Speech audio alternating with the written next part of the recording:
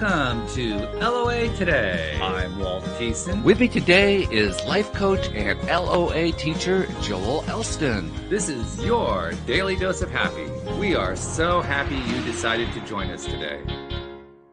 Joel, I have a couple pieces of information to pass along. First, some news. I mentioned last week that after years of dealing with the fact that I couldn't handle the technology, I had successfully released the Apple version of the LOA Today app, which is wonderful. And it's been out there for a week. Hopefully people have been downloading it and taking advantage of it. The next item on the list of things to be done was, well, no, I needed to get the Android version out there. And that in the past would have been an easier task. Right. It is now no longer an easier task. In some ways, it's a harder task because Google, in its infinite craziness, has put some new rules in place that are kind of head scratchers, to be perfectly honest. One of which is before your app can be released, it has to be tested by at least 20 testers in a closed group. Ah, okay. Never mind that you don't have 20 testers. Sorry, you can't publish without it. But by the same token, there is no criteria as to who those testers could be, which begs the question, well, then why are we doing this? What's the point? How do they know that 20 people tested? How do they know that? I don't know the answer to that, but I'm going to hazard a guess. I think the guess is you have to have a Google account. So there's got to be at least 20 Google accounts. Now, does that mean 20 different people? Maybe. I don't know. Yeah. Well, I mean, there's a loophole there somewhere. And I think at least one. Yeah. Yes. At least one. I don't really care about that. I'm just now interested in beating their loophole. That's all I care about now. I just want to I'm glad you have straightened that out. Thank you for being clear. We appreciate that. Yeah. I mean, it's all that stuff's great. You know, the 8 people that listen to us that have the Android phone, that's all that matters. I mean, sorry, but exactly. Well, this is actually a serious thing. Because lately I've been paying attention to our demographics. We actually have demographics. I didn't know if you knew that, but we have demographics of people who listen to this. Would you believe that 98, and I'm not exaggerating on this, 98% of our listeners are iPhone users? Well, of course. I knew that. I mean, they're civilized people. Well, I can't say that everyone who has appeared on the show feels that way, just because Alex Standy liked to refer to the iPhone as the fruit phone because it comes from Apple. That was her way of dissing the Apple iPhone because she's an Android user. Let's put it this way. Alex is going to be getting a phone call from me saying, I need 20 users and you're one of them. Yeah. Well, yeah, I mean, I think that would be good. So, yes, I think that helps. But because we have such a limited number of Android listeners, I need to appeal to all of them. Well, of course. I mean, I would venture a guess in our demographics of our Android users. Most of them don't have regular dental visits either. I'm just throwing that out there. Oh, God. Are you trying to help me or are you trying to hinder me? I sometimes not 100% sure. I'm just throwing it out there, Walt. I'm thinking about demographics, No, seriously, if you're an Android user, we would really appreciate it if you would help out. Just send me an email, walt@loatoday.net, and I'll get you into that testing program because the problem is until I get it tested by 20 people, they won't let me release it to the public, which is kind of silly. It's all absurd. I'm kidding, of course, but this is all absurd. It's craziness. Yeah. And it doesn't, they think it actually protects people because it prevents scammers from creating groups of 20 people. The logic of that one just really escapes. Well, I mean, it seems to me scammers would be more organized, could easily get 20 people. I would think. Yeah. I mean, and the other myth is, well, then the scammers have to pay to do this. Like the scammers don't have any money. The scammers are going to be scamming, and they'll use the profits from the previous scams to, of course. This is, I'm not somebody who, there are people who like to bash the big ones, the big behemoths like Google. I don't really like to bat. Well, I like to sometimes do it out of fun, but I'm not anti-Google, so I'm not going to come crashing down on Google. I'm just going to kind of shake my head in dismay and say, really? Yeah. Is that the best you can do? Yeah. I mean, they don't always, I'm a Google shareholder, so I'm a big Google okay. fan. Yeah. So let's be careful where we're talking here. Okay. That's right. So please, listeners, please help us. If you're an Android user, help us to make Google happy by giving them 20 testers. And by the way, you actually get something cool out of it. You get to listen to the LOA Today app, which has all different podcasts on it. It's got a bunch of terrific audiobooks, and it's got a video book, and it's got some written books too. It's got a lot of really cool information on it. So it's not like this is a waste of time. Exactly. Yes. Plus, you also get to find out more about Joel and Anne-Marie and Jolie Lynn and all the people who've been co-hosts in the past. There's little bios on all of them. It's all this cool stuff about the LOA Today show. So, help us out. Give me an email. Let's get this going. Let's do that. All right. Now, today's topic is synchronicity. It comes out of a post, as usual, that you shared on Facebook, in which the post was about, I don't remember exactly what the word was that the post used, but the basic idea was coincidence. Things just happening coincidentally. Mere coincidence is the way I often like to describe it. Mm-hmm. Randomness, I think that was the word that was used in the post. Random things happening. And it kind of stimulated in my mind, well, is there anything that's really random? Because that's what I used to believe years ago. And now I realize, no, nothing's random. It's all connected. At least that's what my belief system is. But that isn't necessarily what everybody's belief system is. So I said, well, that's a topic. Absolutely. Why don't we kind of explore this a little bit? I have an odd connection to the coincidence or synchronicity is sort of it's the same bedfellow as placebo. If that makes sense, it makes total sense. Yeah. So it's there's people that say, well, it's just the placebo effect. When I think the placebo effect is an incredible effect. Yeah. So mere coincidence is just discounting the sort of the fabric of the universe to me. There's we all have this the energy that we put out. This is sort of the theory of the law of attraction of what we put out we attract. Well, when we're out there connecting and this goes on, we're the behind the scenes, the destination that we're eventually hoping to achieve in life is an illusion. Mm-hmm. It is simply the illusion exists to allow you to implement the journey to reach your destination. And that's where coincidence and synchronicity, that's how you met these plot twists where things turn left and turn right, and people discover something that they never would have discovered. And it's very few people. I posted earlier today also that my life has not turned out remotely in any way, shape, or form as I intended it to turn out. It hasn't. And as I said after that, made the statement, thank God. Yeah, right. Thank God. It's far better. But the crazy chain of events that has me sitting in, on the suburbs of Richmond, Virginia right now, doesn't seem possible. There's a bunch of crazy chain, seemingly non-connected chains of events that put me in the right place to meet this person that led me here to leave. And that's the fascinating part for me. That's why I sort of enjoy life so much. I get up every day expecting that. I'm looking for that. The people that come into my orbit, the seemingly benign encounters can sometimes just lead to amazing things. And it's just, to me, it's just exciting to watch happen.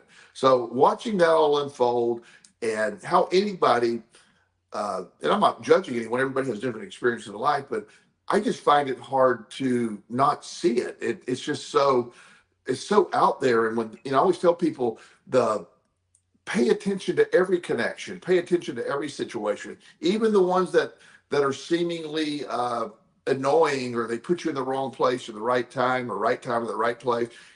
There's things that are going to take place that seem to maybe divert your path, but maybe that diversion is necessary.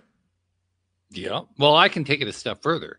I can tell you that before I came to not just understand, but to accept that this concept is not just a concept, that it's the way life really is, I was kind of honestly afraid of it.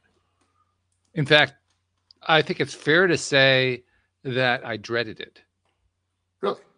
Like there was a piece of me that said, oh God, if that's true, I mean, this life is crap. This life is foobar. That's literally the way I thought about it. Wow. And so when I remember some of the first times you and I talked about it in the early years of the podcast, we would talk about this kind of stuff. Yes. And I was always trying to be enthusiastic because that's what you do when you're the host of the show and so forth. But there was a piece of me that was saying, oh God, really? Yeah. That's where we're heading. I don't know if I can handle this. Please, can I get off this bus? Yeah. Well, and a lot of people that have that attitude, and they sort of get stuck in the grind. Uh, the idea that as we age, as we sort of just accept life on, as it's sort of delivered to us, and our expectations of change or new connections sort of falls off.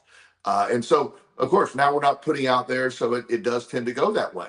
But what an amazing concept when you realize, as long as you keep this going and you keep putting yourself, it's an amazing way to do it. It feels so, just everything that happens, on any given day, the odd, I have this funny thing that happens at least once or twice a week.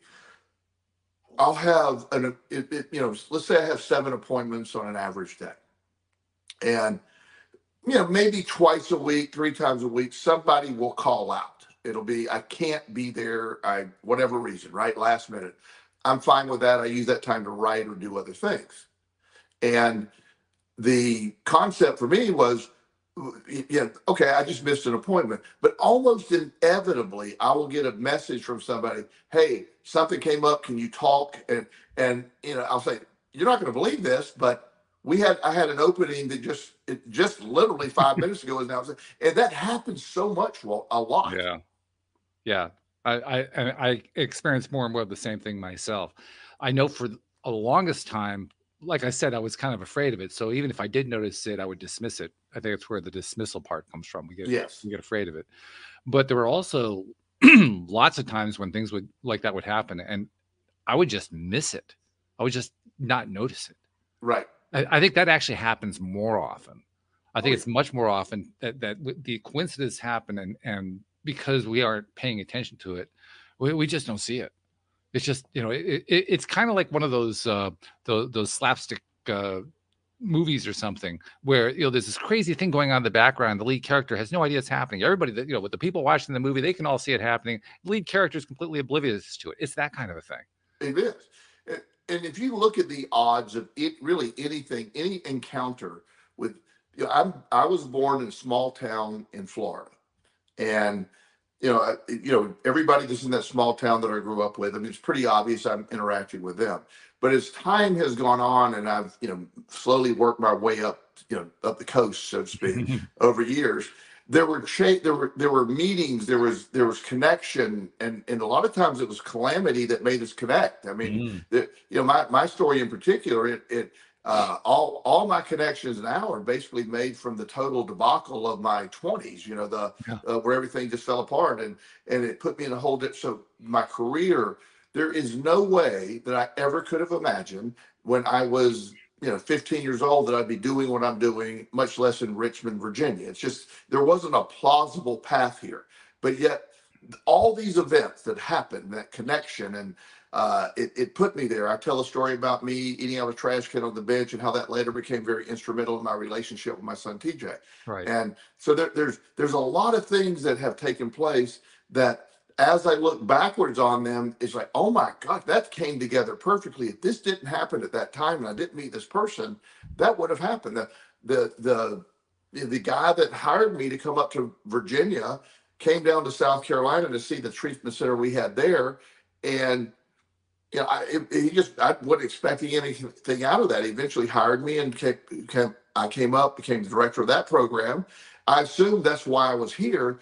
But after 5 years, that didn't work out. And so I ended up in my own private practice, which has been wildly successful. And, it's when I've become an author, I've become a public speaker. I've exceeded any possible expectations I'd ever have of myself, all because of these random events. And some of them weren't good, but they later turned out to be good. And that's the beauty of it. So let me ask you something, because we've heard that story many times, and we love it every time. I do anyway. Each time that you tell the story, it's always from the point of view of you couldn't possibly have believed it. Right. But just for the sake of argument for a second here, let's pretend that you might have believed it. Would you have trusted it? No. No, I mean, to be honest with you, I'm talking about that at that point in time. At that point in time, I would have. Yeah. Right. Obviously today I'd be like, yeah, let's hop on board with this. But back then it never felt like it was flowing the right way. It was always like, and one of the things that happened when I moved up here, the first week I was working for the company that the gentleman that hired me, the treatment center that hired me, uh, I didn't know he was just a rageaholic wild man. You know, so my first week there, I moved my son up. I sold my house in South Carolina. I mean, I came full bore up here to make a life. Right. And the first week, he went on this total rage rant filled event that I'm like, oh my God, what have I got myself into? It was, I was like, this is not a stable man. Now, him and I became friends. It worked out. He really never raged toward me, but we were able to. But the whole point of the story was I was never intended to be more. The event there was a 5-year stint to make a lot of connections that eventually would allow me to get into private practice. That's how I look at it. Now, I was oblivious to all this while it was happening the entire time. And that's the beauty of it. And when I look back, I'm like, oh my gosh, that happened in Synchronicity so many times. That's a key point, a very important point that you just made there, that synchronicities, when they happen, rarely seem to connect. We can only see them after the fact. In most cases, not in all, in some cases, we can tell when they're happening, but most often we don't see them until sometimes long afterward. Sometimes it can take years before we get enough perspective to be able to piece it all together. Right. Well, and that's like the me moving. I chose this house that we live in currently because of the proximity to where I was working, at the treatment center, plus the school system that we're in are great for my kids. So that's why I sort of chose this location. And over time, my neighbors became very good friends. Section of those neighbors have become very, very close friends. We've gone on vacation together. It's just this odd combination of things, by chance meetings, seemingly chance meetings. I have nothing in common with a lot of people around me, but yet we get so connected. And so that's why I wake up every day, just what's going to happen next. I love it. I'm not scared of anything anymore happening. There's nothing happening out there to scare me, but I do look for these synchronicities and connections and mere coincidences, which I love. Is just so I pay attention, and sometimes they're nothing. That's the beauty of it. You never know. Sometimes they are maybe just a coincidence. I mean, but not really. It doesn't have to be my coincidence. That's another part. This could be part of somebody else's journey. I could just have, but and how many times have you thought about somebody you haven't spoken with a while, all of a sudden they pop up on your radar, they text you, they call you, or whatever? That happens a lot. So all of this stuff is in play, and I believe everything exists that it is intended to make this journey. It all works together with all the people, but it's intended to happen to have your journey continue. There is no destination in my book. This body one day will die, but there's not a place that I'm going to get to physically here that I'm going to be like, okay, well, I'm wrapping it up. And some people actually like that idea. They're going to retire and just sit on the beach, and they're going to be fine with that. I have no problem with that. That's not going to be my journey. That's my journey is going to be, something. We still have some crazy coming up. I still have plenty of crazy left. I promise you there's crazy left. Yes, which is a good thing, by the way. I know you're not saying that in a way that's scary. Oh, no. Just my world is always, woo, Right, exactly. Yeah. Now, this also ties, talk about synchronicity. We talked about synchronicity in the earlier episode today. And I knew we were talking about synchronicity in this show, so probably there was a piece of my subconscious mind that was bringing that in. But what really blew my mind is how deeply and how quickly we went into it with almost no input from me. I mean, my guest for the day, our guest, Anne Marie, and my guest, just went off the deep end on it almost immediately. And I was sitting there listening to her as she's talking and loving what she was saying and thinking to myself, this synchronicity stuff, we put words like mere next to it, mere coincidence, just synchronicity. And there's nothing mere about it. There's nothing, it is all connected.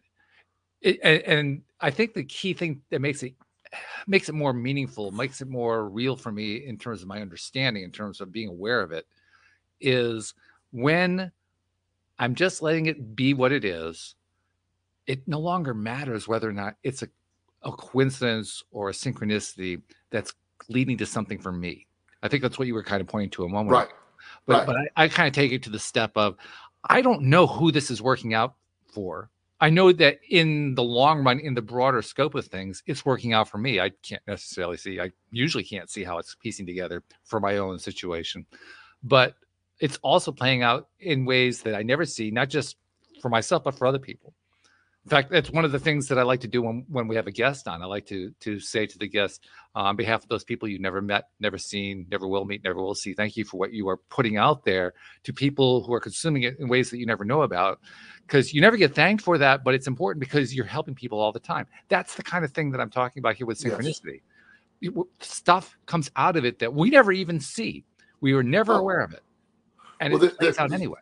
It does, and you know, and that's the beauty of it. Is that everybody's involved. It's not all about me. It's not all about you. It's just everybody has the same thing going on, which is fascinating. I have one of my clients is he's a medical student in medical school. He's a third year. That's a very intense world. Oh God. Yeah, I mean, they don't have a lot of free time. No. So he. You know, he's always wanted a girlfriend. He's always looking for a girlfriend. He tried that dating apps. They are just usually awful. You know, at least for his experience. Mm-hmm. And so I said, you're trying too hard. Just relax. And so he texted me one day and said, you know, would you go with me to this? There was a speaker at the University of Richmond that was talking about neuroscience and neuroplasticity. Oh. And, you know, for most people, it'd be like, yeah, but I was like, yes, I would definitely like to go there. Fun. Yeah. So you know, I'm getting ready to go. I have a client that has an emergency. I have to go to the hospital. Okay. So I text him. He said, I'm already here. And I said, well, sorry. And so I go to the hospital, make sure my client's fine. I had to wait with my client till his parents got there. And in the meantime, this lady sits down by him in the seat that he was saving for me. She's also a medical student. She's a year ahead of him and has no time to date. Well, they just start talking. They just talk, you know, talking about the concepts, and they have this incredible bond. And he didn't even realize it. And so he after it was over, he was like, really nice meeting. And she started to walk off, and she goes, look, I normally wouldn't do this. I was hoping you would ask, but here's my phone number. And they have been dating now for a couple of years and are probably going to be getting married. And fantastic. That was just random, but yet, you know, is that a coincidence or whatever that was? Just that chain of it. My client ended up being fine, you know. So I mean, it's this perfectly timed thing that most people will dismiss as, oh yeah, but that you can't dismiss those things. They just keep happening over and over and over again. I have also come to the realization that I no longer believe in randomness. That's a big deal for me because I always had a very strong mathematical bent to my way of thinking. And the theory of randomness is a big part of mathematics. But I've come to the realization it doesn't exist. Well, and I will push back on you a little bit because it maybe have a different meaning for randomness, at least in my brain. Randomness is the fabric of synchronicity. It's to me, and again, I'm probably using it out of context, but in my mind, it's like a big soup. It's just our energy takes from the random and makes it connected. It's a tool. It's not what most people think randomness is. It's just, to me, you know, I have an app on my phone that is a coin flip app, and if we're at two restaurants I want to go to, flip a coin. Which one are we going to go to? Do I want to do something? Flip a coin. You know, I consider whatever chain of events happens after that. It was a simple solution. I flipped a coin, and whatever chain of events was, and you know, oftentimes it's no chain of event at all. It's just we go out to eat and have fun. But every now and then you run into somebody, or this happens, and it's sort of cool, you know. And I'm not saying there's, in the context of traditional definition of randomness, I agree. But for a long time, I've always randomness is part of the formula for synchronicity to me. I agree with what you're saying because of the way you defined it. I totally Yes. agree with you. Yeah. I think that what I was trying to express is the traditional randomness doesn't exist because the traditional randomness is dependent upon the idea that things don't happen for a reason. Yes. And that I agree with. But I look at, the ocean, and a hurricane comes along. The ocean is totally, totally messed up. It waves everywhere, water's displaced, sand erodes, all those things happen. But on the other side of that, there's always something. There may be some land that's damaged or this happened. But over here, this has been, the island that hadn't been around for a long time has reappeared because of this storm. So there's, it's just all these things happen. There's the sea. If the sea were stagnant and didn't have storms and waves, we would be done. I mean, we need that. We need all that. That's all there for a reason. So the seemingly random chaotic event of weather and stuff eventually becomes a catalyst for something else. It's all part of it. And in fact, what we're talking about directly plays into the original topic of the show from years ago, law of attraction. Because without that, I don't know how else to say it, the discounting of randomness, without the discounting of randomness, the law of attraction can't operate. There has to be a, quote, violation of the law of randomness, unquote, right, in order for law of attraction to be possible.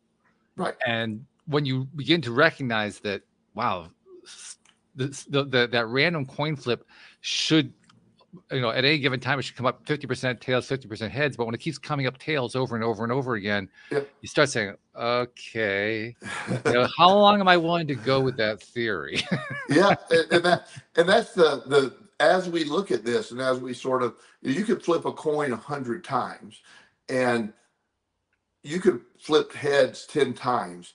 The next flip of the coin, there's no favor to tails. Right. It doesn't work that way. It's just, right. It's a totally sort of random kind of thing. Yeah. And, but yet you'll find patterns in that, like life, it's all the underpinnings of all this. I think the law of attraction, it obviously thrives on, it requires synchronicity. It requires, to put it out. Your job with the law of attraction is to put out what you want, because the law of attraction is going to attract what you're feeling anyway. So our goal is to start feeling the right things to get what you want. And it pulls from this pool of seemingly random events and people and things to fill the void. It's like a gigantic workshop to say, here's the person, the situation, everything that exists, you're attracting. And it comes together. It's just a fascinating thought when you look at it that way. You can't really describe it, but you can feel it. I know that sounds weird. No, it doesn't sound weird at all. It actually makes total sense. In fact, I'm going to make a reference to a field that you generally stay away from for very good reason, which is the field of gambling. Yes. And I'm going to tie it directly into playing online poker, which I actually don't do much anymore. I used to do it a lot, but I played for the first time recently after about a year and a half layoff. So it's been a while. But the point is, when I'm playing poker, you can always tell who's playing well. And by playing well, I mean they're winning. Doesn't necessarily mean they're good at it. That's the key point. It just means they just keep hitting.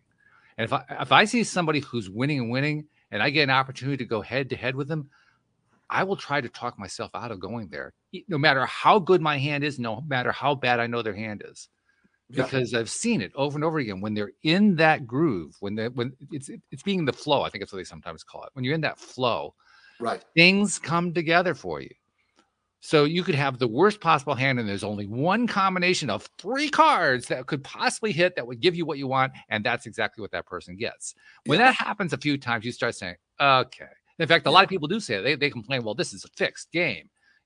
Poker Stars or whatever is, they fixed this game. It's all a great big ruse. Well, kind of. You just picked the wrong enemy.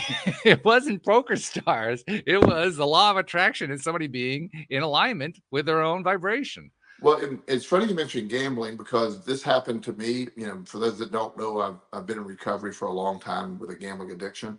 Uh, and how I got hooked on gambling, I don't talk about this much. Hmm. I was at a gambling establishment in Florida many years ago. I was 18 years old, and there's a game called Highlight, Hmm. and it's you bet on it. And it's a it's a silly game to bet on, obviously. It Uh, really is. but I bet on it, and I knew nothing about it. So they had a thing called a pick seven, where you gave them seven numbers and you were picking the winner of seven races. And the odds of that were pretty slim, or seven games, they call them games. And I didn't know what to do. I wasn't really there I didn't want to gamble. I didn't even know what gambling really was. So I played my phone number. You Nice. know, I just played my phone number. So I sat there, there was some beer, we were drinking some beer, and I was bored. And so one of my friends was sort of into it. And I finally said, look, we got to get out of here. He says, only one more game, let's go. So after the game was over, I sort of forgot about this ticket that I had in my pocket. And they said, oh, we have a winner in the pick seven. And then they flashed the number, and he looks at me and he goes, "Oh, if you'd have played your phone number, you would have won $14,000." And I was like, "I did play my phone number, and I won $14,000 on a $2 bet." And so, I didn't immediately start gambling a lot, but I used some of that money eventually over time Mm. to gamble some more. I tended to win. I bet on sports. I tended to Mhm. win. Mhm. First time I went to Vegas, I won $5,000 and left with $5,000. So I had I had a big winning streak in the beginning. Mhm. The most gamblers that get hooked have a winning streak, I'm and sure. then you have that then it goes sideways for a while, then you can't win worth Right. anything, and then that's when everything falls apart. And it's shocking how that trend plays out with people. Yeah. It happens over and over again. So what you're saying, when you encounter somebody that's on a hot streak, I've watched a guy in a casino one night. He was so drunk.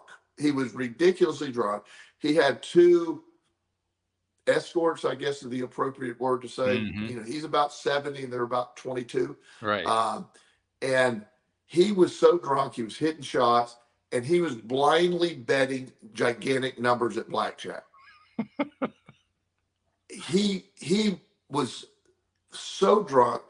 He had a $5,000 bet on a hand of blackjack, and he had a 17, and the dealer is showing a 6. And he tells the dealer to hit.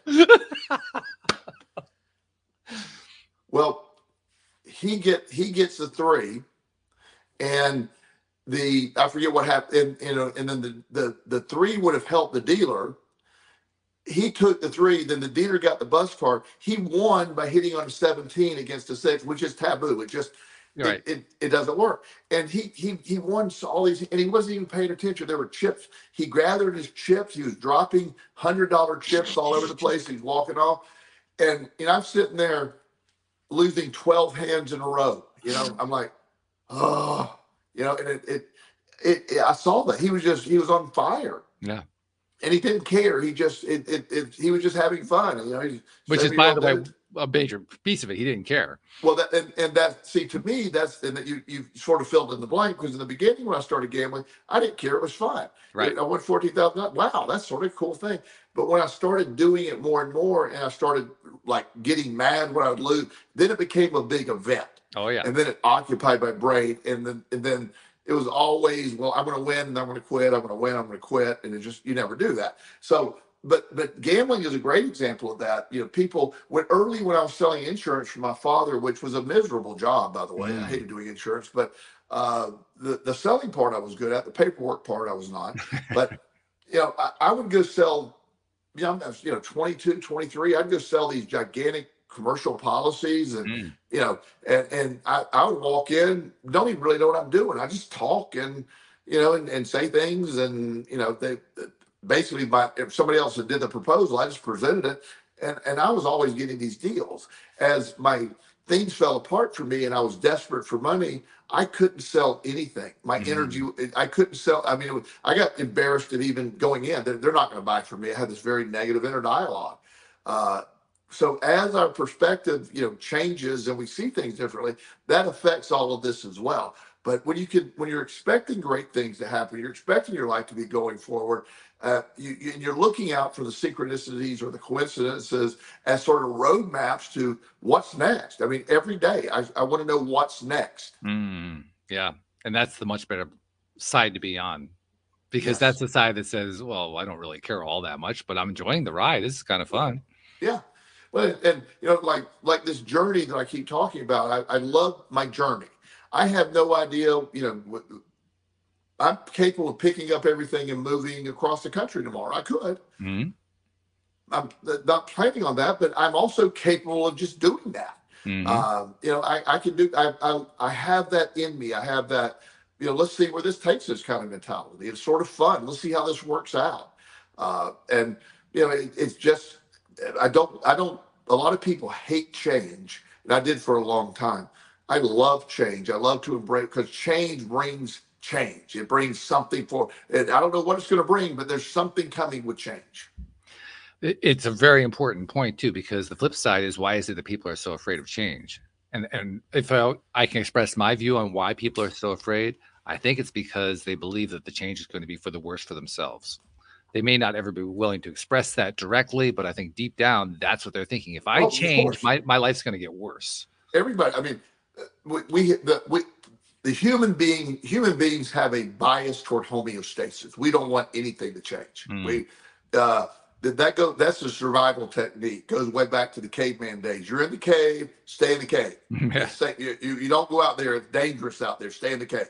Which is kind of tough when you're hungry, but that's another point. Yeah, well, that's how that eventually you got to go get that. Well, in today's world, the idea, like, why change it? It's working so well. Yeah. What if, and I look at it the other way, we're meant to go out. We're meant to go experience change. For many years, from about 20, this is mainly due to my addiction, any change I had was horrible. It was catastrophic. There was no good. Getting fired from my dad's company, eventually getting fired from the next company and being arrested, losing any ability to make a living, and all that. I lost all that, and so change to me was always scary until I turned things around. Then I started to realize change is moving forward. Change is every change I've made since I turned my life around has led to an incredibly positive results. I embrace change. It comes along with the coincidence, synchronicity of all this. I remember many of the early episodes that you and I recorded together, which were basically about me trying to figure out how to change my mindset around based on things that you were telling me that had worked for you. Right. And me trying to wrap my head around, well, okay, that's what he did, but I can't seem to do that. Why can't I do that? What's it going to take for me to make that change? What's going to take for me to make that shift and to stick with it and to believe in it? And it all seemed impossible. I mean, I was trying to embrace the possibility of it, but by the same token, there was that piece of me, fairly large piece of me, that was saying, "Yeah, forget that. It ain't happening. It's not going to happen. We're wasting a lot of time here. We're blowing a lot of smoke. We are. Come on, let's be honest about it. That's really what's going. That's what happened in my brain. Yeah, that's what was going on in my brain. So over the years, one of the questions I've constantly tried to ask, there are lots of ways I've tried to ask this, is what's it take to shift that? What's it take to make that change in perspective so that I stop thinking about something as something to be afraid of and start thinking about it as something to anticipate and look forward to? And one of the things I have found that for me kind of turns the whole thing around is when something works out well, my immediate inclination is to be shocked by it and take my attention away because I was shocked by it. When I can give myself just enough time to say, whoa, that was shocking, and kind of sit with that shock for a little bit, for whatever reason, I get myself into a better space for appreciating the event. I have to let myself deal with the shock. It's the shock that I think, for me, epitomizes that resistance point, that fear that, oh my God, I can't change. I've got to stay in that homeostasis. It's the shock of whatever the event is. And it can be little events. We're not talking about we're not talking about saber-toothed tigers. It could be, I found a penny. What did I find a penny for? I mean, it can be that small. But when these things start to happen, when things start to fall into place, it's like, it's a shock. Like, there's another one that fell into place. Well, And also getting to a place where it's no longer shocking. I'm in a place right now, like, well, that worked out great. Yeah, that's sort of what I was expecting. And it isn't that I'm not grateful for it, but of course, I mean, that's what I was shooting for, something close to that, and I just come to expect things are going to work out. When things seem to fall apart, one of the things that I learned a long time ago in working with clients is my process is developing a rapport with people. It is not a fast process. So, if somebody, comes and see, I want to be fixed in a session or two, no, you're getting the wrong person. So what I used to not understand is I used to, I would have clients come along, I'd meet with them 2 or 3 times, they would just sort of disappear, and I'm going, what did I do wrong, or whatever, how come that didn't stick? Or then I started noticing, a couple years later, this person who I met with, I wasn't ready back then, but I never forget what you said during those sessions, and then they come back, So I've come to, even when I meet somebody, like I tell somebody when they meet with me, especially a younger person, look, I don't care what your parents want. If you don't want to come back, I don't want you to come back. If it's not helpful, I don't want you coming just because your parents are saying it. I want you to want this process. Sometimes, and first of all, they really appreciate that. And I'll tell the parents, if he doesn't want to come back, I'm not the person to force him to see. That defeats what I'm trying to accomplish. But often, because I do that, almost always anybody I've ever told it comes back because of that seed I planted, and that, then they're ready. They already know what they're going to be. Now they're ready. Yeah, that being ready. That's what I was referring to when I was talking about, being okay with the shock of it. Yes. I mentioned at the beginning of the show, and I was reiterating what I had said the last time you and I did a show, that the LOA Today app for iPhone is out. Well, the day that I made the breakthrough, because I had been doing a lot of things that needed breakthroughs, and I'd gotten through a lot of them, but there was one final one that I was just like pounding my head against the wall, trying to figure out, how do I get this last, I got the feeling, if I get this last thing done, the thing's going to publish, which is exactly what happened, by the way. But up until the day where I tried the thing that I needed to try, I'd actually got myself convinced that this is a waste of time. I'm not getting anywhere. I mean, I've been going at this for weeks now. I mean, literally weeks. I had fixed the app a month before. I was trying to publish it for that last month. And all the little pieces that are involved in publishing it just kept defeating me. You get that happening often enough, you start to believe it, Absolutely, yeah. But for whatever reason, I woke up that morning, and I knew what I was going to try. I always have some idea what I want to try next. I knew what I wanted to try. For some reason, that morning I woke up and I said, this is a good day to try it. It wasn't a dread day, if you know what I mean. It wasn't a day of, oh God, this is another one that's going to fail. It was, this one feels better. And what was really amazing about it is it worked the first time I tried it, which was, I don't know how to describe how rare that is when you're up against it, especially with software. When you're trying every which way to make a software work and everything you try doesn't work, the idea of getting it right the first time, that's kind of like, hitting the lottery. Yeah. That doesn't happen. Well, that's exactly what happened. I hit the lottery that day. Yeah. Yeah.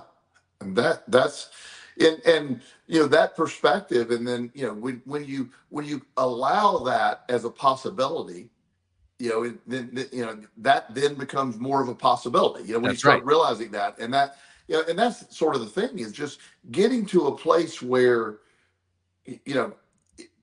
also to me, the main thing to understand the law of attraction, you're going to attract whatever you're going to attract, but it doesn't always show up as you planned it. It doesn't always show up. I mean, and it's people that implement the law of attraction tend to, my theory has always been, there's basically 2 categories. You want a relationship of some type using the law of attraction, or you want more money. It's usually those 2 categories. I'll throw health in there, but I get your point. Yeah, generally the most people I deal with, but health comes, as a certainly third, I would assume.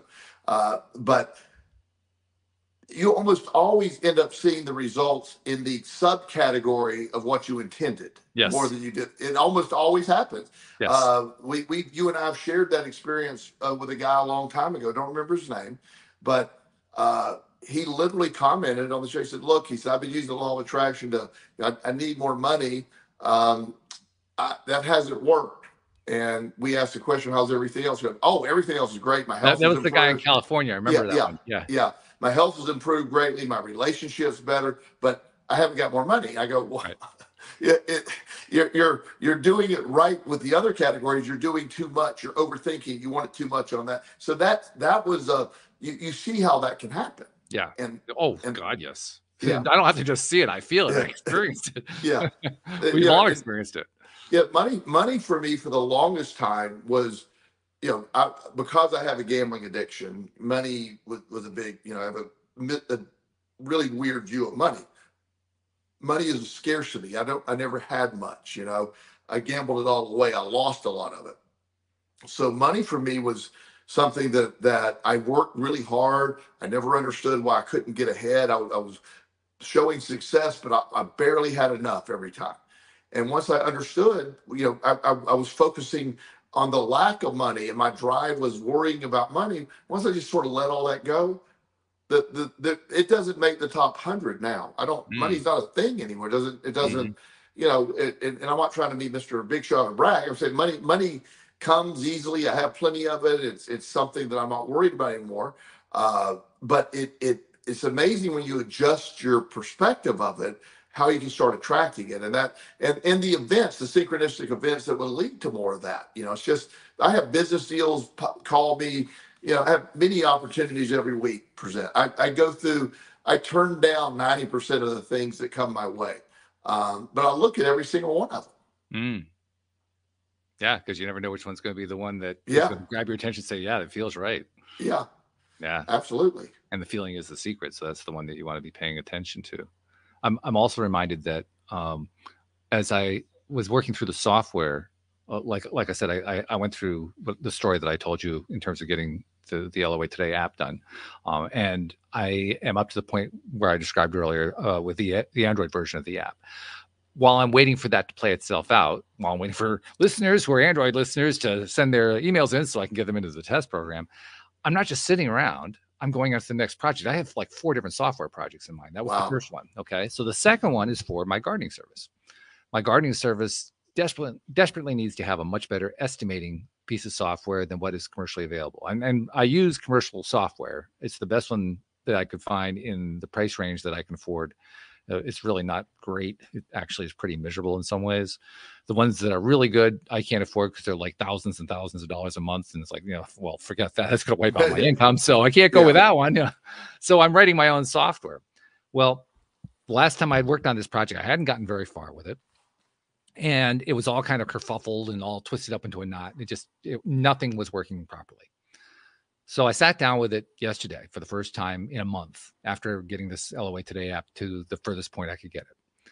And I felt pretty good sitting down because I just got the LOA Today app to work. Okay. So, hey, I was feeling pretty good. Okay. So I started going after the first thing, and it was something that I remembered pretty quickly. Oh, yeah, that was really frustrating me. But today I felt a little bit better about it. So I said, I think we can get through this. I've been using AI to help me. I'm loving AI, by the way. AI has its limitations. We did a show on that, but it also has a real positive side to it. It's really very helpful. Yeah. So I've been using that, and it was helping me to solve things. And I had a breakthrough, and like, okay, that little piece worked better. Now the software wasn't working yet, but that one little piece was working better. Oh, okay, that's pretty good. I wonder if we can do that with the next piece. So did it with the next piece. I got to the point where all the major stuff was fixed, but I didn't want to stop fixing stuff because I was now in that groove, in that flow. And I just experienced like 3 or 4 of them in a row. Yeah. And everyone felt good. Like, I want to feel that again. So I was actually going in to fix stuff that really wasn't important to fix at all. Things like little stylistic things that, I could go after that, a few weeks later after the thing had been published if I really wanted to. Right. But because I wanted to get that hit of, and I knew I knew there was a very good chance I could fix it right there. I could get that hit one more time, get that feel one more time. Yes. And that's what I found myself doing today. I actually got, now the software doesn't do a whole lot yet, but what I was done with at the end of one day was clean, because I was getting all this energy out of fixing all this little stupid stuff that didn't matter. And what my business brain goes to when you tell me that, first of all, great story. Second, the software out there that is good costs thousands of dollars a month. Right. Well, if you could bring this together and make a good product, you can undercut them and do the thought better. occurred. Yeah. So but that's how my business brain goes. I mean, yeah, it's great for your cut, but see, that's the synchronistic, coincidental, whatever you want to call it. That's the stuff that happens. You're working on your app. You do. That's how fortunes are made. That's how you never that. Pay attention to everything. Don't discount anything. And that's why I like to listen to all the deals that come my way. Some are great, some are terrible. I like to listen to them all, but I also, one of the greatest ways to make money is find areas that there's a need.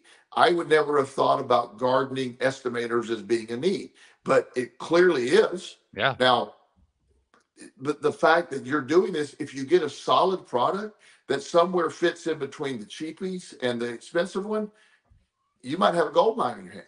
Oh, but I really don't have any doubt about that. Yeah. Yeah. And that's the stuff that I love. So there's always something like that out there. Some of these most ingenious, the idea, the most simple idea of Uber, for example. Mm-hmm.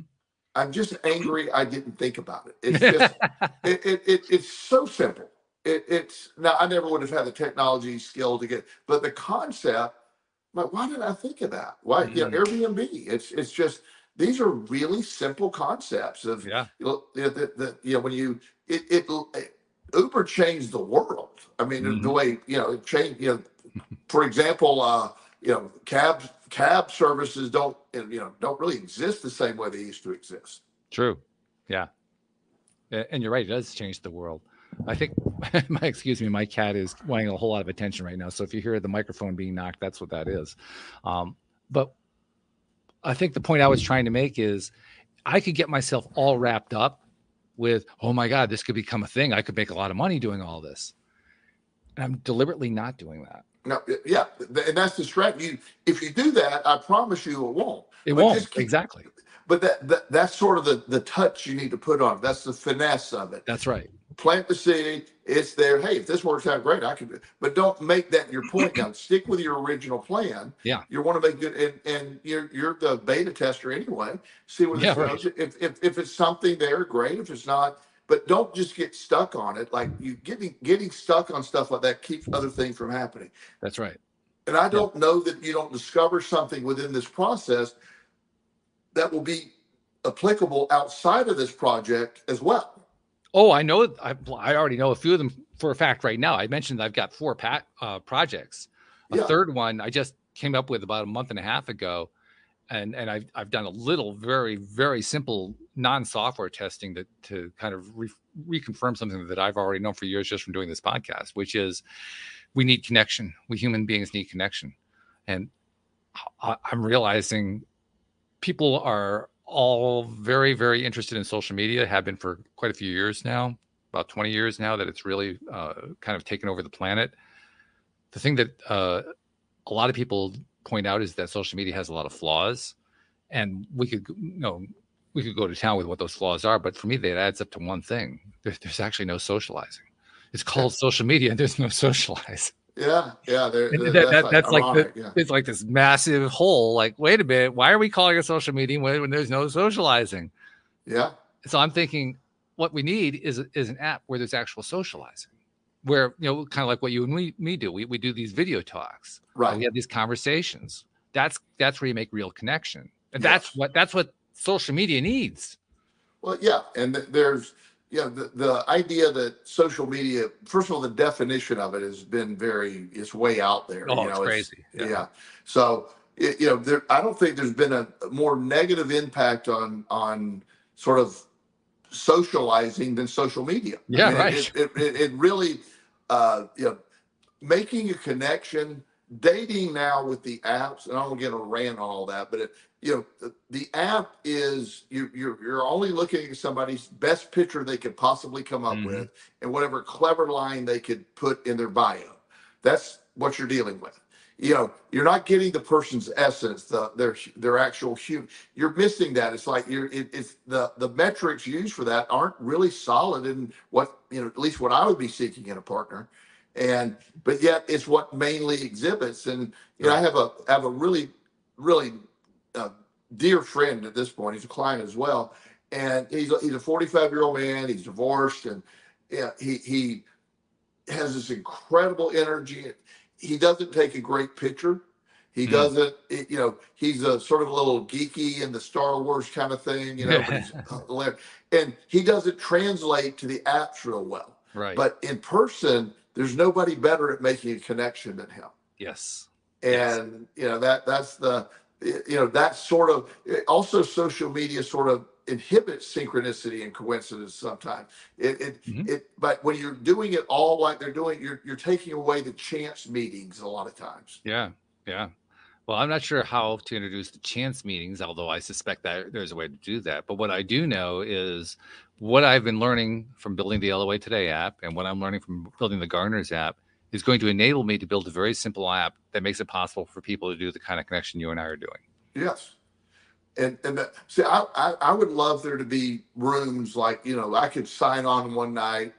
I want to talk about the law of attraction. Somebody could pop on the screen, want to talk about the law of attraction. Or whatever. I mean, I can see that having real communications, having mastermind meetings online is something that I love that idea. Just have mastermind groups where five to 10 people get together and just sort of do ideas. Right. And it's also sort of funny when there's tons of law of attraction groups online. Oh yeah. And I used to belong to all of them. You were busy.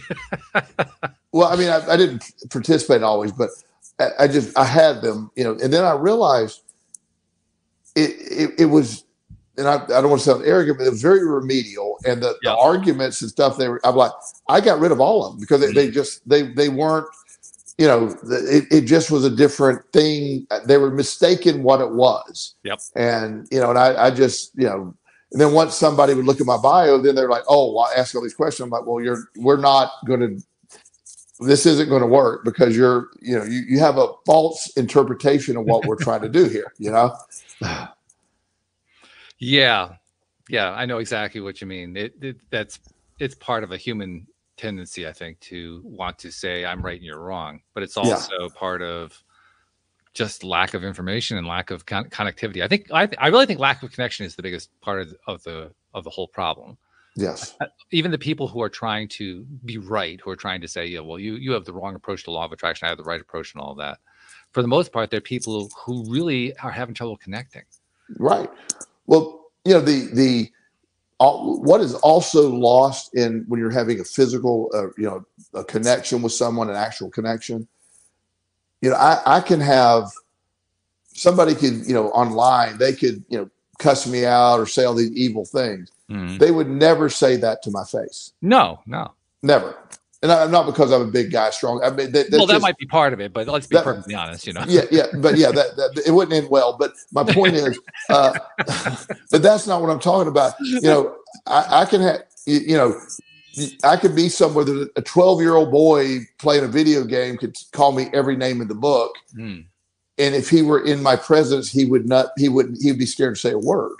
But he's empowered by the anonymity of it all. And so that's even that's a lack of connection that empowers that behavior. Yes, that's a great point. And anonymity is valued in a huge way online these days. And I long ago gave up trying to help people understand who were fighting for their anonymity or their privacy. I long ago gave up the idea of trying to talk them out of it. But I kind of keep looking at them and saying, do you realize what you're doing to yourself? Yeah. Because I don't think they do. I really don't think they understand just how much they're isolating themselves just by making those arguments. Yeah, it really does. So absolutely. It's crazy. Yeah. Well, as usual, we used an hour talking about some really cool stuff, and I look forward to the next one. I have a feeling that this is not going to be the last time we talk about synchronicity. I have a feeling it's going to be the last time we talk about so-called randomness. I think we're going to do it a few times. I think we've done it probably 5 times in the last 2 months anyway. So whether that was the topic or not, we always get there. Yes. Well, you'll remember a couple months ago we did you found a piece, I think it was online, about the possibility of quantum mechanics happening within the brain. Yes. And believe it or not, that's our most popular episode of all the episodes we've done in the last few months. That really? one is risen to the top. Yeah. Wow. So there's an example of how this is a thing. I love it. That's fantastic. Yeah. Pretty cool stuff. So anyway, thank you much. Look forward to talking to you next week.